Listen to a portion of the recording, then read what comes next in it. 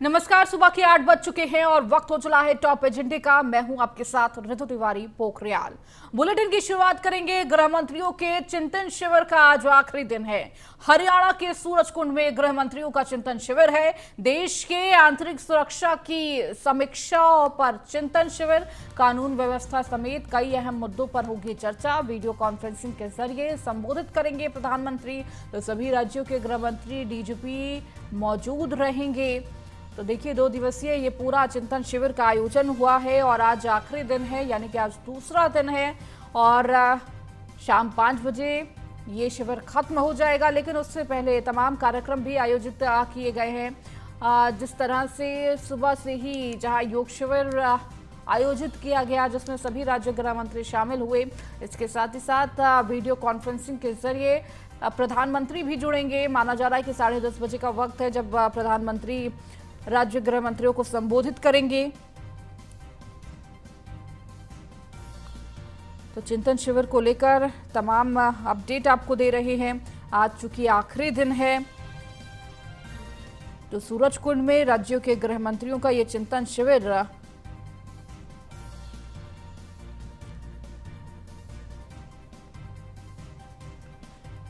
तो गृह मंत्री अमित शाह इस पूरे चिंतन शिविर की अध्यक्षता कर रहे हैं। तो देश की आंतरिक सुरक्षा को लेकर हरियाणा के फरीदाबाद जिले में 2 दिवसीय ये चिंतन शिविर का आयोजन हो रहा है। तो सभी राज्यों के गृह मंत्री इसमें सम्मिलित हैं। तो आगे आने वाले 25 सालों में देश की आंतरिक सुरक्षा के रोड मैप को लेकर चर्चा की जा रही है। और अधिक जानकारी के साथ हमारे संवाददाता अश्विनी द्विवेदी हमारे साथ जुड़ चुके हैं।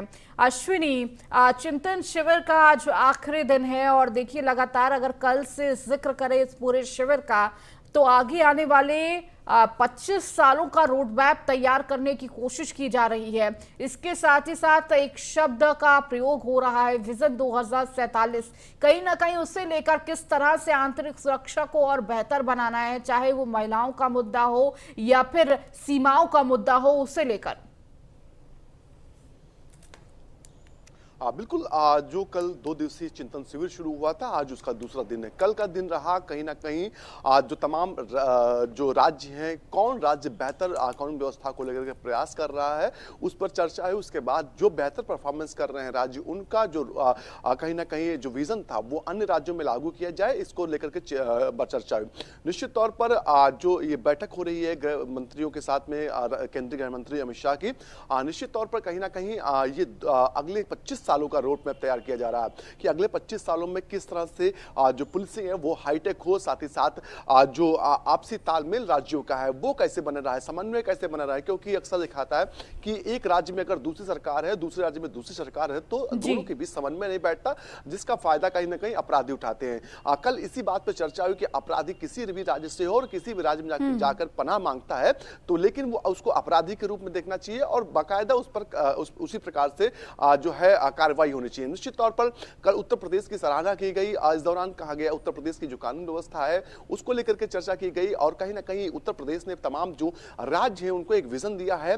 छोटे छोटे राज्य हैं जहां पर आए दिन दंगा होते हैं, लेकिन उत्तर प्रदेश जहां इतना बड़ा राज्य है, करोड़ों की संख्या रहती है, 25 करोड़ से ज्यादा के लोग यहाँ रहते हैं, उसके बावजूद भी दंगा जो है कहीं ना कहीं उत्तर प्रदेश से उसका नामो निशान मिट गया। क्योंकि किसी भी राज्य के लिए सबसे घातक दंगे होते हैं, क्योंकि इसमें लाखों सैकड़ों लोग बेगुनाहों की जान जाती है और उसका जवाब किसी पास नहीं होता। उस जो क्षति को पूरा ना तो सरकार पूरा कर पाती है, ना समाज पूरा कर पाता है। निश्चित तौर पर दंगों पर सबसे ज्यादा उत्तर प्रदेश सरकार ने नियंत्रण किया और ये आज की जो अपडेट है, आज का जो चीजें हैं, उसमें उत्तर प्रदेश में दंगा नहीं हो रहे। निश्चित तौर पर इसकी चर्चा हुई और कहीं ना कहीं इस विजन को अन्य राज्य भी अपने यहाँ उतारना चाहते हैं, क्योंकि बिहार, झारखंड जैसे छोटे राज्य जो हैं वहां दंगे आए दिन हो रहे हैं। तो ऐसे में कहीं ना कहीं उत्तर प्रदेश का जो विजन विजन है इन लोगों के लिए काफी कारगर साबित हो सकता है। निश्चित तौर पर अगले 25 सालों में किस तरह से काम किया जाएगा इसको लेकर बाकायदा चर्चा हुई, क्योंकि नेशनल सिक्योरिटी के साथ साथ जो राज्यों में आंतरिक सुरक्षा है वो भी काफी मायने रखता है, क्योंकि उत्तर प्रदेश जो है हमारा वो विभिन्नताओं से भरा हुआ है। अगर आप पूर्व में जाएंगे तो वहां की दिक्कतें अलग हैं, पश्चिम में जाएंगे दिक्कतें अलग हैं। तो ऐसे में एक समान किस तरीके से कार्रवाइयां की जाएं, किस तरह से एक समान चीजें व्यवस्थित की जाएं जिससे जो समाज की दुश्वारियां हैं या यूं कहें कि जो आपराधिक तत्व हैं वो समाज से गायब हो जाए। निश्चित तौर पर कल का दिन काफी महत्वपूर्ण रहा, आज का दिन काफी महत्वपूर्ण है, क्योंकि आज भी जो है कई बैठकें होनी है, जिसमें आज सुबह जो मुख्यमंत्री योगी आदित्यनाथ ने जो योग शिविर था उसमें शिरकत की थी। उसके बाद में 10:30 बजे प्रधानमंत्री का संबोधन होगा, उसमें तमाम जो गृह मंत्री प्रदेशों के होंगे वो सुनेंगे उसको संबोधन को। उसके बाद 12:15 बजे से लेकर के 1:15 बजे के बीच 1:15 तक जो एक सेशन होगा, दूसरा सेशन होगा जो 2:30 बजे से 3:30 बजे तक होगा। उसके बाद 4 बजे से 5 बजे का सेशन होगा, वो काफी महत्वपूर्ण होगा, क्योंकि इसमें जो ड्रग को लेकर के चर्चा है, क्योंकि प्रदेश के तमाम राज्य हैं जहां ड्रग जो माफिया हैं वो हावी हो रहे हैं, ऐसे में उसको लेकर चर्चा होगी। साथ ही साथ नेशनल सिक्योरिटी को किस तरीके से और डेवलप किया जाए, जो पुलिसिंग है उसको कैसे हाईटेक किया जाए, इन तमाम बिंदुओं को लेकर के चर्चा होगी। अभी देखा गया उत्तर प्रदेश में हाल ही में जो पुलिस है उसके लिए अत्याधुनिक वाहन और अत्याधुनिक हथियारों की व्यवस्था की गई थी। निश्चित तौर पर अपराधियों से निपटने के लिए कहीं ना कहीं अगर पुलिस के बाद बेहतर व्हीकल्स नहीं होंगे और बेहतर असलहे नहीं होंगे तो अपराधियों का सामना करना थोड़ा मुश्किल होगा। निश्चित तौर पर पिछले 5 सालों में देखें तमाम जो बड़े अपराधी हैं उनको नस्तेनाबूद किया गया। उत्तर प्रदेश के अंदर 44 अरब से ज्यादा की संपत्ति जो अपराधियों की थी उसको या तो जब्त किया गया या फिर जमींदोज किया गया। निश्चित तौर पर यह उपलब्धि उत्तर प्रदेश की थी और जिसकी सराहना तमाम प्रदेश कर रहे हैं, क्योंकि तमाम प्रदेशों में अपराधी होते हैं लेकिन उनको छू पाने की हिम्मत सरकारों में नहीं होती, क्योंकि वो उनकी जड़ें इतनी मजबूत होती है और वोट बैंक की राजनीति के चलते तमाम सरकारें हैं उनसे दूर रहती हैं। निश्चित तौर पर उत्तर प्रदेश की सराहना इसमें हुई कि तमाम बड़े अपराधी थे, इसमें 11 लमसम अपराधियों को जो है उम्र कैद की सजा दिलाएगी। 2 अपराधी ऐसे रहे जिनको फांसी तक सजा दिलाएगी। निश्चित तौर पर यह नजीर साबित हुई। साथ ही साथ महिला अपराधों को लेकर के कल उत्तर प्रदेश की चर्चा हुई कि महिला अपराधों में किस तरह से उत्तर प्रदेश ने काम किया, क्योंकि उत्तर प्रदेश में महिला जो अपराध का ग्राफ था वो लगातार गिर रहा है। 2019 की तुलना में 2021 में लमसम 6.2% की गिरावट आई है। वहीं बाल अपराधों में भी इसी तरह की गिरावट आई, बाल अपराधों में 11.11% की गिरावट आई। इसके अलावा बात करें साइबर क्राइम के जो अपराध थे उसमें 22% से ज्यादा की गिरावट आई। निश्चित तौर पर यह जो गिरावट है कहीं ना कहीं जो कानून व्यवस्था है वो दिखाती है कि कैसी उसमें अपडेट्स किए गए हैं, कैसी नई व्यवस्थाएं लागू की गई हैं निश्चित तौर पर, और वो जमीन पर दिख रहे, क्योंकि कागजी जो आंकड़े होते हैं वो अलग होते हैं, लेकिन जब जनता उसको स्वीकार करती है तो उसका असर दिखता है। और असर दिखा कि उत्तर प्रदेश में 5 साल का योगी आदित्यनाथ का जो कार्यकाल रहा उसके बाद जनता ने दोबारा से उनको सत्ता में वापसी कराई, क्योंकि कानून व्यवस्था एक अहम पहलू किसी भी जनता के लिए होता है। कोई चाहे वो आम आदमी हो या खास आदमी हो, चाहे व्यापारी हो चाहे मजदूर हो, सभी के लिए अगर कानून व्यवस्था बेहतर है तो शायद वो किसी प्रदेश में अपना सर्वाइव कर सकता है। निश्चित तौर पर उत्तर प्रदेश में उन चीजों को समझा गया और योगी आदित्यनाथ की सरकार ने उस पर काम किया। आज की ये स्थिति है कि जो संगठित अपराध हो रहे थे उत्तर प्रदेश में वो ना के बराबर हो गए हैं। अपराधियों को कहीं ना कहीं सजाएं दिलाई जा रही है, जेल भेजा जा रहा है, और कहीं बड़ी संख्या में पिछले 5 सालों में अपराधियों का एनकाउंटर किया गया। निश्चित तौर पर इस उपलब्धि को कहीं ना कहीं जो तमाम प्रदेश थे वो सराहना कर रहे थे। बुलडोजर की नीति जो योगी आदित्यनाथ की थी कहीं ना कहीं उसको लेकर के चर्चाएं भी हुई, क्योंकि अभी हाल ही में देखा गया चाहे वो उत्तराखंड की सरकार हो, चाहे असम की सरकार हो, चाहे हरियाणा की सरकारें हो, जो बुलडोजर मॉडल था योगी का वो कहीं ना कहीं अपना रही है, क्योंकि जो अपराधी जो होते हैं वो डरते नहीं हैं, अपराध करके फरार हो जाते हैं और पुलिस दबिश देती रह जाती है। लेकिन एक नई तरकीब कहीं ना उत्तर प्रदेश सरकार ने निकाली है कि अगर आप अपराध करके भागेंगे तो आपकी जो संपत्तियां हैं वो बिल्कुल नस्ते नाबूद कर दी जाएगी। और किसी व्यक्ति के लिए ये बहुत महत्वपूर्ण होता है कि उसका जहां पर उसने रहा है, जहां पर वो पला बड़ा है, अगर उसको गिराया जाता तो एक कहीं ना कहीं कहीं अलग तरीके उसको दिक्कत होती है। निश्चित तौर पर इस तरह के कई जो वीडियो आए, इस तरह के कई खबरें आई कि अपराधी फरार हो गए थे, उसके बाद जब बुलडोजर पहुंचता उनके घर पर तो वो सरेंडर करते हैं। निश्चित तौर पर इन तमाम उपलब्धियों को लेकर के कहीं ना कहीं कल मुख्यमंत्री योगी आदित्यनाथ उस बैठक में शामिल हुए थे और इस बैठक में उत्तर प्रदेश की बहुत ही ज्यादा सराहना की गई। उसके जो कानून व्यवस्था का रोड मैप है, जो मॉडल है, उसको कहीं ना कहीं तमाम राज्य अपनाना चाहते हैं। निश्चित तौर पर जो जीरो टॉलरेंस की नीति अपराधियों के खिलाफ अपनाई गई, कहीं ना कहीं वो कारगर साबित हुई है और इसी को लेकर के अब अन्य राज्य भी आगे बढ़ना चाहते हैं। जी बिल्कुल अश्विनी, इसके साथ ही साथ देखिए लगातार यही कहा जा रहा था कि जो सबसे अहम मुद्दा हो सकता है आंतरिक सुरक्षा को लेकर, जो तमाम मुद्दे हैं उसके साथ ही साथ महिला सुरक्षा एक प्रमुख मुद्दा बनेगा इस पूरे चिंतन शिविर का। और इसको लेकर तमाम किस तरह से महिला को एक सुरक्षित वातावरण देना है, कितना पुलिस में महिलाओं की भर्ती बढ़ानी है, इसके साथ तमाम बातों का जिक्र किया जा रहा था। क्या इस चिंतन शिविर में इसका जिक्र हुआ है? बिल्कुल। जब मुख्यमंत्री योगी आदित्यनाथ ने एक प्रेजेंटेशन दिया अपने प्रदेश की कानून व्यवस्था को लेकर, तो तमाम बिंदुओं पर चर्चा की। विशेष बिंदु था जो भर्ती और प्रशिक्षण ही था उनका, क्योंकि जब हमारे पास मैन पावर नहीं होगा तो अपराधियों से निपटना आसान नहीं होगा। निश्चित तौर पर मुख्यमंत्री ने कहा कि उनकी सरकार ने पिछले 5 सालों में बड़ी संख्या में जो भर्तियां की हैं उनको प्रशिक्षित किया। दूसरा हुआ कि मॉडर्नाइजेशन किया गया पुलिस का, किस तरह से हाईटेक किया जाए पुलिस को, इस पर ध्यान दिया गया। निश्चित तौर पर ये तमाम बिंदु जिनको मुख्यमंत्री ने कल बैठक में शामिल रखा था। निश्चित तौर पर महिला सुरक्षा को लेकर के सरकार कोई भी हो नहीं चाहती कि उसके प्रदेश में महिलाओं के साथ अत्याचार बढ़े। निश्चित तौर पर इसको लेकर के उत्तर प्रदेश सरकार ने भी एक सोच डेवलप की थी और वो सोच आज कहीं कारगर साबित हो रही है। कहीं ना कहीं महिला अपराधों में काम और छुटपुट घटनाएं तो होती हैं, लेकिन उसके बाद जिस तरह से शिकंजा कसा जाता है, निश्चित तौर पर वो काफी मायने रखता है, क्योंकि पहले भी अपराध होते थे महिलाओं के साथ में, लेकिन कहीं ना कहीं जो सजा दिलाने की बात होती थी उसमें कहीं ना कहीं सरकारें पीछे रहती थी। निश्चित तौर पर 6.2% की कमी जो महिला अपराधों में आई है उसी का नतीजा है। निश्चित तौर पर लगातार महिलाओं को के ऊपर काम किया जा रहा है, चाहे पिंक बूथ बनाने का काम उत्तर प्रदेश में हो, चाहे वो 1090 को और सशक्त करने का काम हो, या फिर महिला जो पुलिस आरक्षी होती हैं उनकी भर्तियों का काम हो। यहाँ तक कि जो 112 डायल 112 की गाड़ियां हैं या फिर उनकी सेवाएं, उनको लेकर के सजगता जाहिर की उत्तर प्रदेश सरकार की ओर से। टाइमिंग जो थी उसको कम किया गया, कि जो रिस्पांस टाइमिंग थी उसको कम करके जल्द से जल्द रिस्पांस देने की बात कही गई, क्योंकि अक्सर देखा जाता है महिलाओं के साथ सड़कों पर छेड़छाड़ होती थी।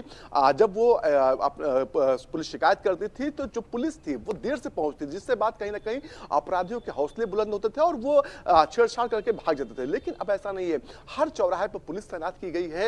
एक पैरामीटर बनाया गया कि 100 मीटर या 500 मीटर के अंदर कितने पुलिसकर्मी रहेंगे और वो गश्त करते रहते हैं। निश्चित तौर पर इसी का नतीजा है कि तमाम जो प्रदेश के जिले थे जहां पर महिला अपराध लगातार बढ़ रहे थे, लेकिन उसमें गिरावट आ रही है। निश्चित तौर पर अपराध हो भी रहे हैं तो उसके बाद सजा का जो प्रावधान है कि जल्द से जल्द फास्ट ट्रैक कोर्ट में जो है अपील की जाती है कि फास्ट ट्रैक कोर्ट में उनका मामला चलाया जाए और उसके बाद सजा हो सके। निश्चित तौर पर अभी हाल ही में देखा गया तमाम महिलाओं से जुड़े मुद्दे थे, उनको जल्द से जल्द सजा दिलाने के लिए सरकार ने पूरी अपनी ताकत झोंक दी और कहीं ना कहीं जब एनसीआरबी की रिपोर्ट आई तो उन चीजों का जिक्र हुआ और उसी के चलते जो महिला अपराध के मामले थे उनमें गिरावट आई। निश्चित तौर पर उत्तर प्रदेश सरकार इन चीजों को लेकर के लगातार सजग है। सजगता का आलम यह है कि तमाम राज्य आज हैं उत्तर प्रदेश की ओर देख रहे हैं, मॉडल के लिए देख रहे हैं, चाहे वो कानून व्यवस्था हो, चाहे वो औद्योगिक डेवलपमेंट विकास कैसे हो, चाहे वो इन्वेस्टमेंट कैसे हो, तमाम चीजों को लेकर उत्तर प्रदेश के लोग देख रहे हैं, क्योंकि उत्तर प्रदेश का विजन है वो साफ है, जीरो टॉलरेंस को लेकर के काम होगा, चाहे वो अधिकारी हो ईमानदारी के साथ काम करेंगे और अपराधी हो वो उत्तर प्रदेश में काम बिल्कुल नहीं करेंगे। इस चीज को सोच को लेकर के उत्तर प्रदेश सरकार आगे बढ़ रही है और कल उसी की सराहना पूरे जब कार्यक्रम हुआ उस दौरान उत्तर प्रदेश की हुई। जी ठीक है अश्विनी, बहुत बहुत शुक्रिया इन तमाम जानकारियों को देने के लिए। वहीं गृह मंत्रियों के चिंतन शिविर में बोले सीएम योगी आदित्यनाथ, भर्ती और प्रशिक्षण में कार्य किया गया, पुलिस का आधुनिकीकरण किया गया है, यूपी में अवस्थापनाओं में वृद्धि की गई है, गृह मंत्रालय से सामंजस्य बनाकर कार्य किया गया, कानून का राज स्थापित करने में सफल रहे हैं, प्रदेश में संगठित अपराध खत्म हो चुका है, माफियाओं अपराधियों पर कड़ी कार्रवाई की गई है। तो ये प्रमुख बातें सीएम योगी आदित्यनाथ ने इस पुलिस का आधुनिकीकरण किया गया, यूपी में अवस्थापनाओं में वृद्धि की गई, तो गृह मंत्रालय से सामंजस्य बनाकर कार्य किया गया, तो ये तमाम प्रमुख बातें इस चिंतन शिविर में सीएम योगी आदित्यनाथ ने कही और कहीं ना कहीं उत्तर प्रदेश का जो मॉडल है वो हर राज्य को प्रभावित कर रहा है और किस तरह से उत्तर प्रदेश ने अपराध और माफियाओं पर शिकंजा कसा है उसकी जानकारी देते हुए सीएम योगी आदित्यनाथ किस तरह से कानून व्यवस्थाओं को मजबूत किया जा रहा है उत्तर प्रदेश में, तो भर्ती और प्रशिक्षण में कार्य किया गया और लगातार पुलिस का आधुनिकीकरण किया जा रहा है, इसका भी जिक्र किया।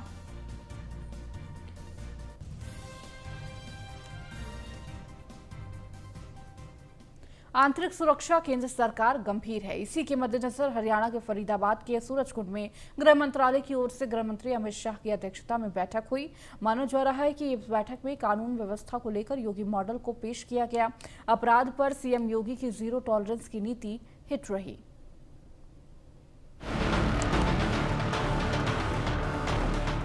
देश की आंतरिक सुरक्षा को लेकर प्रधानमंत्री नरेंद्र मोदी गंभीर हैं।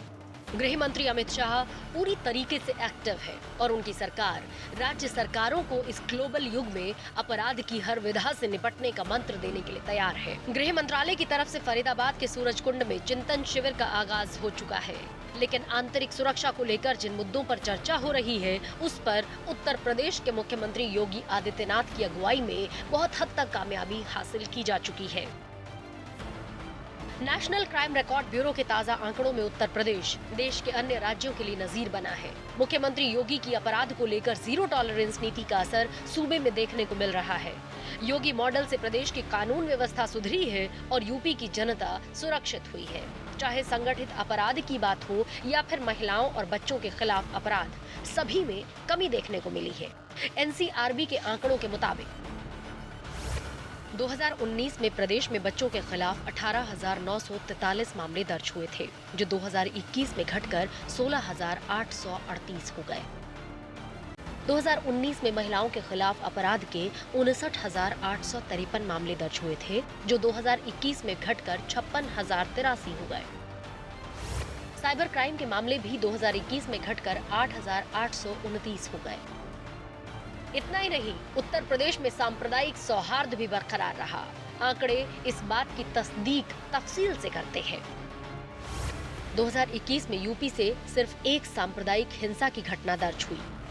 2019 और 2020 में एक भी दंगा नहीं हुआ। बात अगर माफियाओं और बाहुबलियों के खिलाफ नकेल कसने की हो तो भी योगी मॉडल हिट रहा और पूरे देश में नजीर भी बना। योगी सरकार की क्राइम पर जीरो टॉलरेंस नीति, 5 सालों में पुलिस एनकाउंटर में मारे गए 166 अपराधी। गैंगस्टर अधिनियम के तहत 58,648 अपराधियों पर कार्रवाई। राष्ट्रीय सुरक्षा अधिनियम के तहत 807 अपराधियों पर कार्रवाई।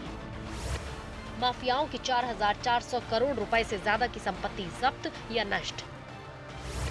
यूपी में खत्म हुआ संगठित अपराध, अपराधी या तो जेल में गए या मारे गए। इन आंकड़ों के आधार पर कहा जा सकता है कि यूपी में अपराध के लिए कोई जगह नहीं। योगी जीरो टॉलरेंस की नीति पर चल रहे हैं। 5.5 साल के आंकड़े इस बात की तस्दीक करते हैं। Bureau report, news 1 India. वहीं चिंतन शिविर में हिस्सा लेने से पहले बीजेपी की जन उत्थान रैली में गृह मंत्री अमित शाह ने मनोहर सरकार के 8 साल के कामों के गुणगान किए। फरीदाबाद के सेक्टर 12 स्थित हुड्डा मैदान में उत्थान रैली में अमित शाह हरियाणा के 6,600 करोड़ के 4 बड़े प्रोजेक्ट की सौगात दी। शाह ने हरियाणा को ऑर्बिटल रेल कॉरिडोर का शिलान्यास किया। इसके साथ ही रोहतक एलिवेटेड रेल पथ और रेल कोच नवीनीकरण कारखाना सोनीपत और हरियाणा पुलिस आवासीय परिसर का लोकार्पण किया। उन्होंने हरियाणा के सीएम मनोहर लाल के कामों की जमकर तारीफ भी की। अभिनंदन इस अवसर पर करें, शॉल भेंट करके, फूलों की वो माला भी है। अश्विनी भाई, उपहारों का बड़ा पिटारा मोदी जी की ओर से लेकर आए हैं। रेल विभाग से के लिए जोर से एक बार तालियां बजाकर अश्विनी वैष्णव और मोदी जी का धन्यवाद करिए। मित्रों, 5,618 करोड़ रुपए का हरियाणा ऑर्बिटल कॉरिडोर परियोजना का शिलान्यास हुआ है। इसके अलावा बड़ी जिला सोनेपत में 590 करोड़ का रेल कोच नवीनीकरण का कारखाना का उद्घाटन हुआ है। मित्रों, आत्मनिर्भर भारत में सबसे एक बड़ा लक्ष्यों में से एक लक्ष्य था हमारी Vande Bharat train, high speed train. और आज हरियाणा वासियों, आप लोग जोर से ताली बजाना। आत्मनिर्भर भारत की हमारी ये ट्रेन, वंदे भारत ट्रेन, बड़ी जिला सोनेपत में बनने वाली है। मित्रों, 115 करोड़ की लागत से रोहतक में सबसे लंबे एलिवेटेड रेलवे ट्रैक का उद्घाटन होगा। मैं आज यहां कहकर जाता हूं, ये एलिवेटेड रेलवे ट्रैक आने वाले दिनों में भारत के शहरी विकास के क्षेत्र में एक सीमा चिन्ह बनने वाला है। 8 साल के पहले का हरियाणा आप याद करिए, एक सरकार बनती थी तो भ्रष्टाचार होता था और दूसरी सरकार आती थी तो गुंडागिरी बढ़ती थी। मनोहर लाल की भाजपा सरकार ने ना भ्रष्टाचार होने दिया, गुंडागिरी को समाप्त कर कर हरियाणा को सलामत बनाने का काम किया। अंत में हुड्डा जी की सरकार थी, हुड्डा जी की 3D सरकार थी। ये 3D फिल्म तो देखते हैं, मगर पूरे भारत में 3D सरकार सिर्फ हुड्डा जी ने दिखाई। इसमें दरबारी थे, दामाद थे और डीलर भी थे। दरबारी, दामाद और डीलर की हुड्डा सरकार की जगह विकास करने वाली भारतीय जनता पार्टी की सरकार मोदी जी के नेतृत्व में बनी और मनोहर लाल जी उसके मुख्यमंत्री बने। मित्रों, खट्टर जी ने सभी वर्गों की चिंता की है, पूरे हरियाणा की चिंता की है और मैं आज धड़ल्ले से कह सकता हूं, 50 वर्ष की सरकारें एक और हमारे मनोहर लाल की 8 साल एक और, पलड़ा हमारा भारी है भाई, पलड़ा हमारा भारी है। वहीं रक्षा मंत्री राजनाथ सिंह ने जम्मू कश्मीर में इन्फेंट्री दिवस के मौके पर आयोजित कार्यक्रम में शामिल हुए और इसी दौरान जनसभा को संबोधित करते हुए रक्षा मंत्री ने पाकिस्तान को खुली चेतावनी दी। रक्षा मंत्री ने कहा कि पाकिस्तान उसके कब्जे वाले कश्मीर अर्थात पीओके में लोगों पर अत्याचार कर रहा है और पाकिस्तान को इसके लिए अंजाम भुगतने पड़ेंगे। रक्षा मंत्री राजनाथ सिंह ने शौर्य दिवस कार्यक्रम को संबोधित करते हुए पाकिस्तान के कब्जे वाले कश्मीर को फिर से हासिल करने के संकेत देते हुए कहा कि केंद्र शासित प्रदेश जम्मू कश्मीर और लद्दाख में स्वर्णांगीण विकास का लक्ष्य पीओके के हिस्से गिलगिट और बाल्टिस्तान को पहुंचने के बाद ही हासिल किया जाएगा। राजनाथ ने कहा कि हमने जम्मू कश्मीर और लद्दाख में विकास की अपनी यात्रा अभी शुरू की है। जब हम गिलगिट और बाल्टिस्तान में पहुंच जाएंगे, वहां हमारा लक्ष्य पूरा हो जाएगा।